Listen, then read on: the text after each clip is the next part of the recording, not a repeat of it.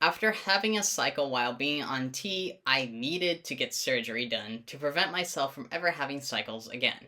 However, I didn't know if this meant I would be stuck taking T forever. My personal endocrinologist told me I would have to be on hormones after surgery, as my body would no longer be able to produce its own hormones. However, he had never heard of anyone getting off hormones after having bottom surgery, and I believe he thought that I would be removing the ovaries as well.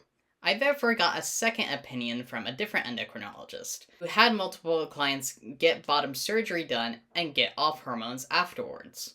She told me they were completely fine being off hormones as long as they left their ovaries in, so their bodies would continue to produce hormones on their own. I'll just say it right now, this did not work out for me. In fact, the ovaries caused a lot of issues being left inside me that I had to get them removed later on, and now I do have to be on hormones the rest of my life. I'll get into all of this in the parts to come, but I want to make sure to make note of it here. Anyhow, I went in with the belief that I could get off T so long as I left the ovaries alone. I was excited about this prospect because the gel was ineffective, I couldn't give myself the shot, I didn't want to rely on expensive medication that insurance may or may not cover for the rest of my life, or have constant blood work and checkup appointments.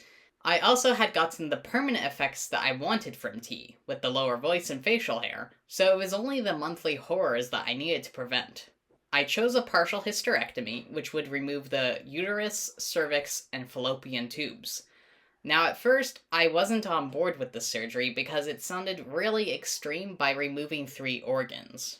I therefore sought a different solution at first, which was an IUD.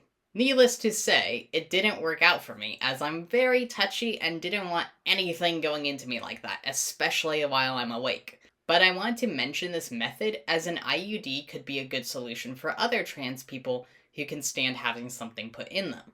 It would block cycles from happening.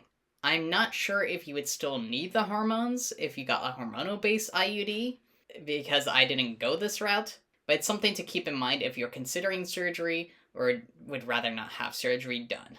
In order to get a partial hysterectomy in California, I needed to get 2 letters from 2 different psychologists stating that I knew this was a permanent surgery, I'd never be able to have biological kids, at least in the traditional sense, and that I had a very specific need for surgery.